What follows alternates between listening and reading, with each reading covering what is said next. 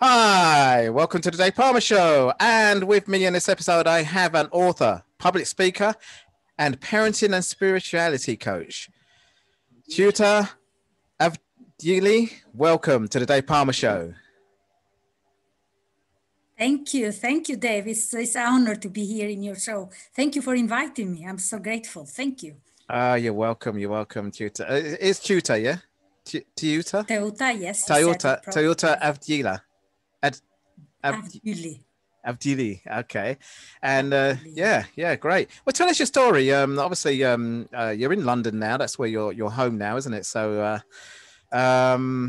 you've been through quite a few things, and I see one of the major things you had in your life was that you was run over by a lorry.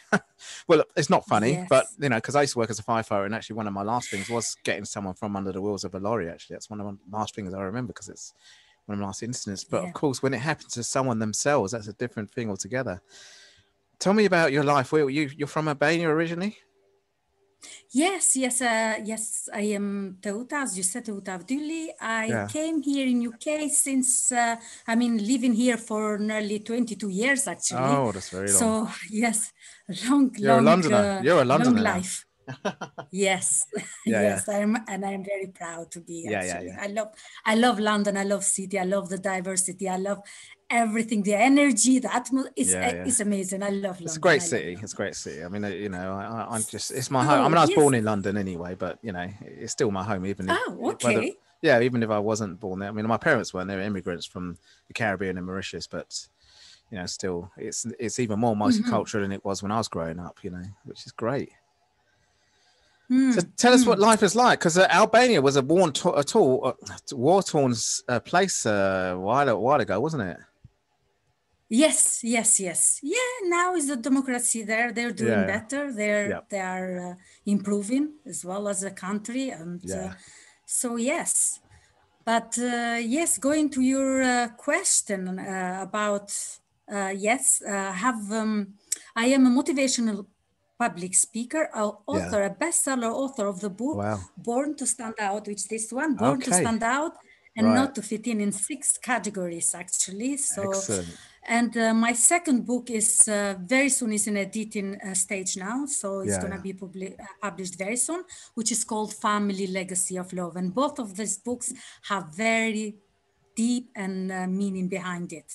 Oh, wow. So starting from my, imagine a beautiful young woman who's doing great academically, improving, involved in hobbies. Yeah. And well, I'm not imagining it. You're right in front of me now. I don't need to imagine it. Yes. I'm joking. I'm going to say that that time I thought that I was living my passion and my purpose. Yeah. But there was that little voice saying to me, "Is this all?"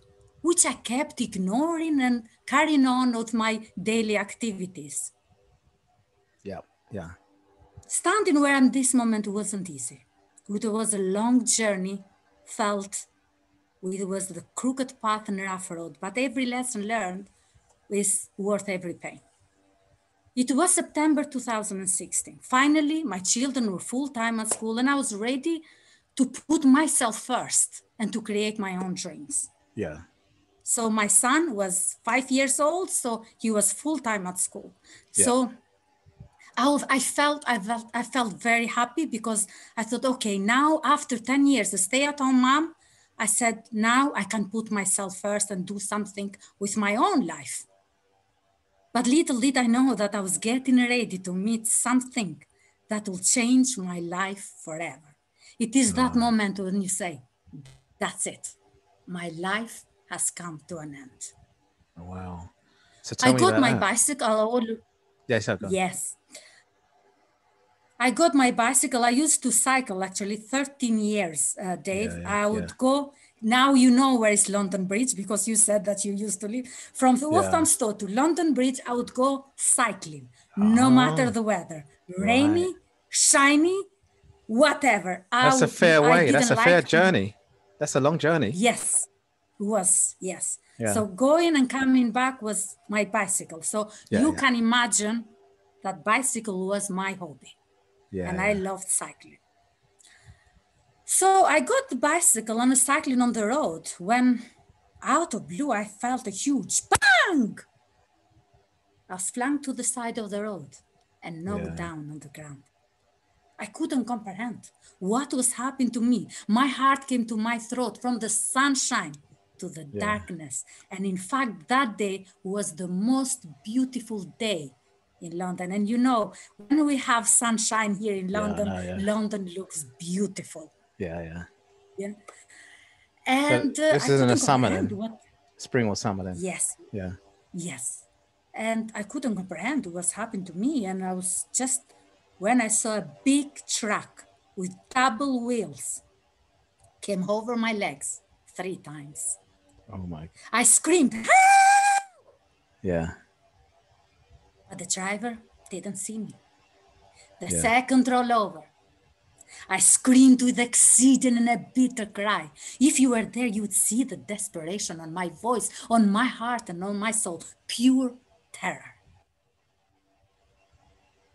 Then I was looking around how to help myself.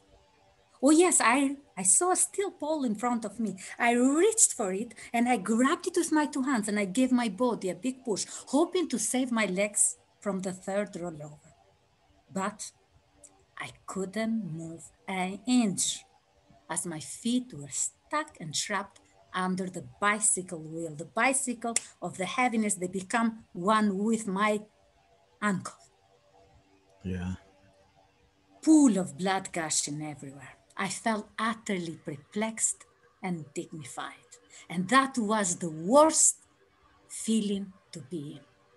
And in the midst of that, I raised my eyes and I pleaded to God. And I said, God, please let me live, even without legs, even without arms, but just keep my heart and my mind, my children.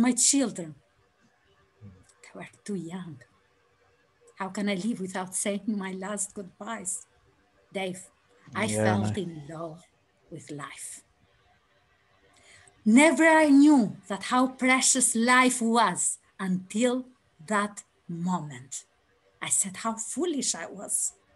You know, how foolish I was like, you know that we worry for little and pettiest thing? But that time, I felt in love with life. I felt in love and I said, God, please help me now. I need you. I felt that I was leaving because the pain was so excruciating, you know, and I couldn't bear anymore. I felt that I was leaving. I gave up. I said, that's it. I closed my eyes. I remember that I closed my eyes and I was floating on the white, bright clouds. And that moment, and all I could think was just my children. And I could imagine that they were coming, they were running towards me and calling, Mommy! Tears, I was running down on my feet, on my face. I thought that I'll never see them again. Yeah. When something opened up, a powerful inner voice said to me, no, this is not your end yet. This too shall pass. How about your children? David, and immediately I got back the will to live again. A sense of peace and unbelievable strength came over me. No this, no past, no future. Just the present moment exists. Nothing mattered anymore. No worry, no memory, no even pain. I could feel nothing, just my eternity. I could feel this sensation, this vibration, this energy through every fiber of my being. What an amazing feeling. It was coming so big, was becoming intense and intense. This is someone that I call God. Yeah. If I could, just only could describe to the whole humanity that feeling. But I can't. I'm not big enough. Was something that will stay, and it is, and I'm so grateful that I feel that moment, just that is the moment that passed, just it is like happened yesterday. because it makes me to understand that I should not forget when I came from and when I'm now. Yeah. So, yeah. So yes, that was, so I could, and then I got the energy back. And I remember that I found myself at the hospital bed. Yeah. I sustained serious injuries on my right ankle. I was bedridden nearly 1 year. I couldn't That's a long move. time. Yeah. I had open wound on my right ankle. A bone was taken from my hip. I mean, Dave, I have scars all over my legs, but do you know what I say? I love them because it reminds me the crown of my victory. It reminds me the pain that I turn to be who I am today. And I am grateful that I am not the woman that I was yesterday, but I become the woman that I am today because I was not living my greatness.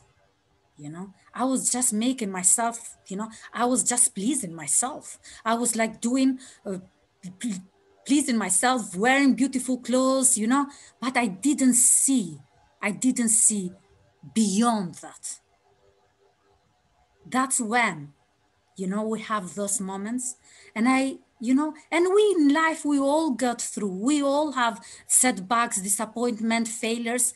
But the point is, are you paying attention to those? Even the little signs, we have to pay attention. What are they telling us? And what we have to do with those? Yeah.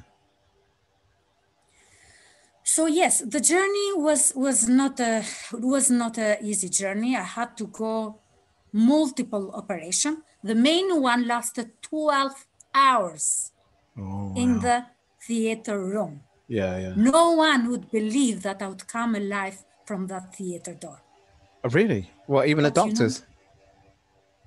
They said. The doctor said and came. I remember.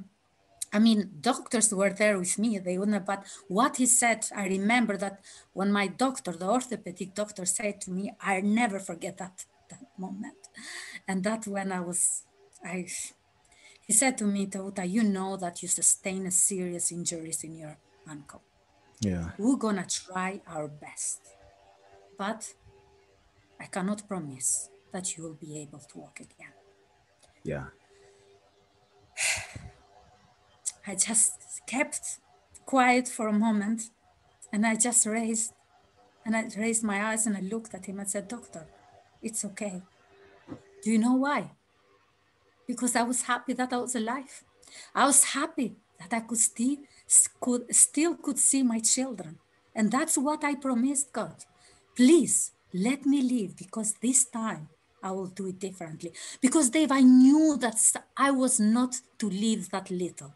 I knew that I was meant for more and for great. But I was, as I said, I was ignoring. I was living a life like comfortable. I was not making myself uncomfortable, because that's where it is. When you make yourself uncomfortable, you come out of your comfort zone. And I was not doing that. And I knew because I was not happy. I was still empty. Even I was doing academically great and married with 2 children, I thought, but deep inside, I knew that voice was nagging me, and I kept ignoring. And I said, but I want to say, Dave, before the accident happened, I felt that something was happening to me. And I thought, let it happen better so I can learn. I can do. Sometimes people were so funny. And I said, okay, I knew that something will come in, because I could feel it. Was so vivid, was so, I know what, because it's what it was, but this is gonna be a different talk about that, what I felt and what I saw, But I knew that something will come up, and something that not good was coming. I felt, I dreamt, I lived it. And I said, all I could say, God, please help me. helped me even without happening, the accident happened. I just said, God, please help me, because I know that something is happening, something not good is happening. So yes, that's where the doctor said that Teuta is going to be. I mean, but what kept me going is, as again I come to that I fell in love with life, and it didn't matter if I had the legs, if I had the arms, but I just said, even I have the heart, I still can be used to someone, and I have the head, I still can be used to someone. And when the doctor like said to me, Teuta is, we don't know for sure, I just said, it's okay. It's okay, because I am happy that I am alive, and my strength and my children, my motivation, my everything. I loved to live and not, I was grateful that I was not under the ground, but I was above the ground. And yes. So, yeah, I mean, fast forwarding then, obviously, because you did walk again in the end. And although it's Yes. obviously something that's going to stay with you, obviously, as I say, I know I remember the last incident I went to was, the same kind of incident. But how did you progress in life leading up to what you do now as a motivational speaker and best-selling author? Yes, it's those days, I mean, those months that I was bedridden, I really had time to reflect on myself and on my life. And I said, this has to change. And Dave, I was praying every day. The more I prayed, the clearer the picture it became for me, who I am. I was grateful that time I found who I am. What is my why? Yeah. I'm grateful. I mean, being on my room, always laying down on the bed and looking from the window and listening the birds chirping and people going and coming, I said how blessed they are, but they don't know how blessed they are. And I was thinking, and I was hoping that one day I am going out with my children and to enjoy life again. And that's where I found, that's when my first, because God speaks with us through thoughts, through like in heart, but through people as well, So that's when it came to me to write a book, because that time I was every day I was writing journals as well, but never in million years I thought that I will turn this in book. God works in mysterious ways, So I said, he's never too late, he's never too early, he's just on time, and he knows what he does. So just to trust the process. So then I turned it to a book born to stand out and not to fit in. It was like for 3 months, actually, I poured. It was actually not only me, I mean, it was something that someone was guiding the process. Yeah. And even now when I read, sometimes I said, did I write this? So someone was leading me in all the process. I was very, I mean, was very, very, I mean, 3 months I already published the book. So yes, and that's when I became a motivational speaker. I've spoken in many different stages, TV channels, radio, been featured to magazine, newspapers, and tabloids internationally, and yes, that's me now, and I'm living my passion, I'm living my purpose, I'm living my calling, and that's the difference, really. Excellent. Well, you got to the book Born to Stand Out and Not Fit In, which is a best-selling book. You're doing some motivational speaking. How's that been going during the pandemic? Because I mean, there's been some virtual events going, obviously like podcasts as well, but virtual speaking events as well, hasn't there? Yes, actually, for me, has been very productive. Actually, Dave, we all been. Yes, of course, we had some moments, some deep moments, and there was in different ways this pandemic actually united us more than divided. I mean, the technology has been an amazing and a blessing for all of us. So yes, I've done many virtual meetings and keeping up with those as well. But also, I've written my second book, Family Legacy of Love. Wow. Okay. The reason is I have why it came to me. I remember I say this: live life. I mean, live intentionally. Everything you do and say, let it be intentional. I remember when my son, I mean, my children came to visit me at hospital, and my son was 4 years old at the time. Yeah.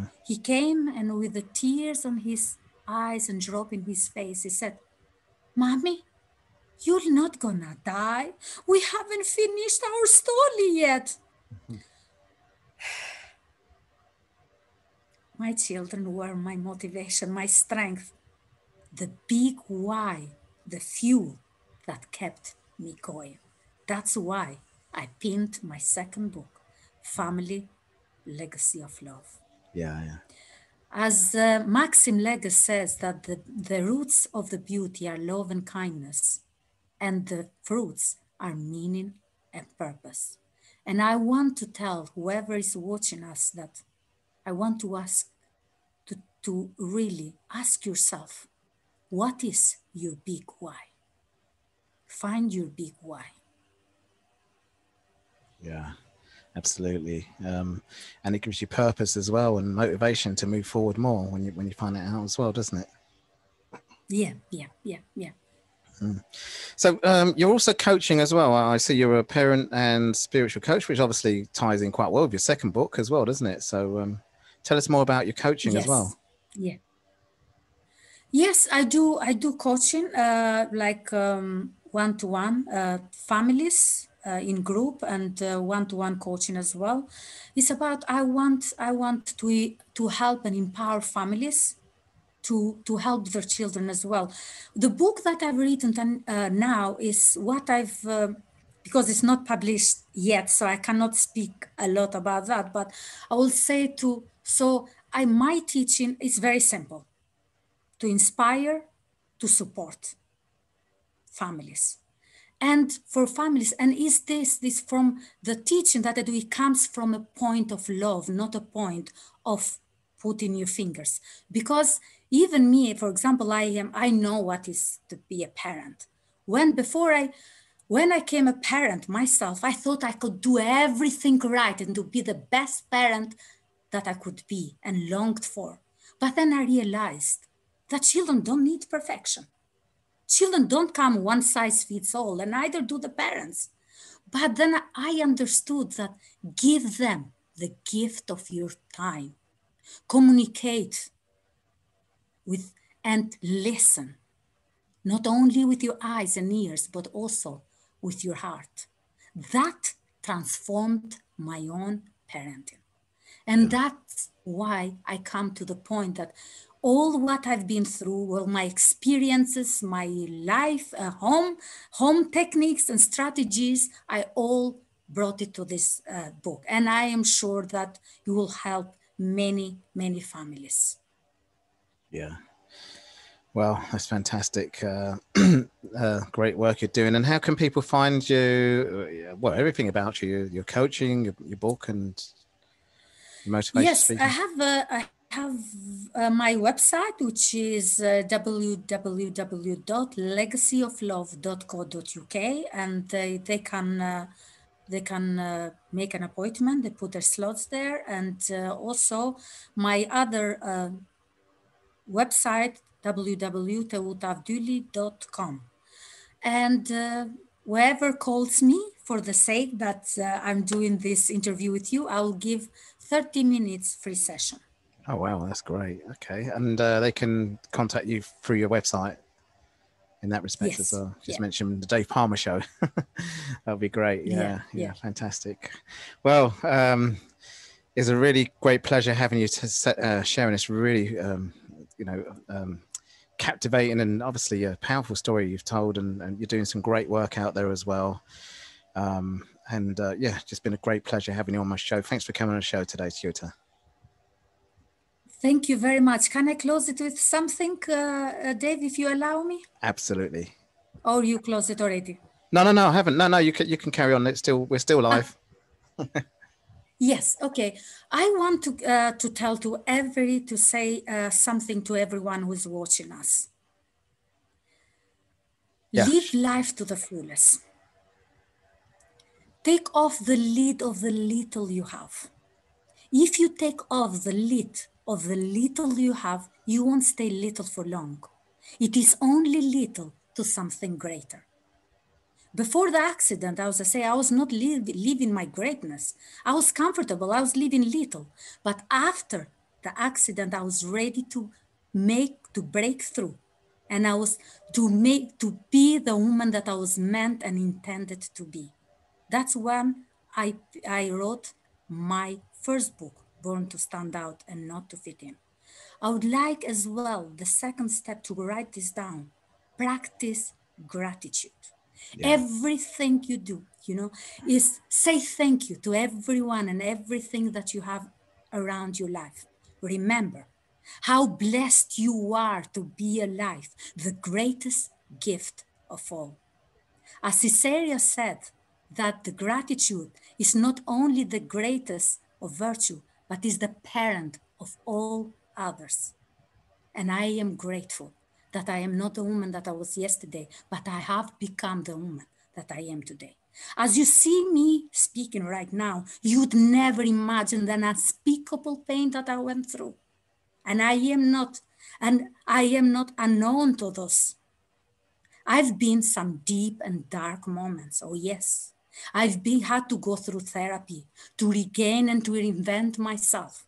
But despite all of that, I brought my own sunshine, and you can too. I don't know what's going on in your life. Perhaps you are going through a divorce, family problem, or maybe perhaps you're feeling depressed or overwhelmed, or maybe you are contemplating to giving up on your life. But here it is what I know. Never, never give up, because life is too beautiful to be wasted. As my mentor, Les Brown, said, it is not over until you win. This is my story, and I'll stick into it. I am Teuta, and I am born to stand out, and so are you. Thank you. Teuta, thanks for those great words to end this show. And once again, it's a great pleasure for you to come on the show today. Thank you. It is my pleasure. Thank you ever so much, Dave. It's been a pleasure being here as well. Thank you.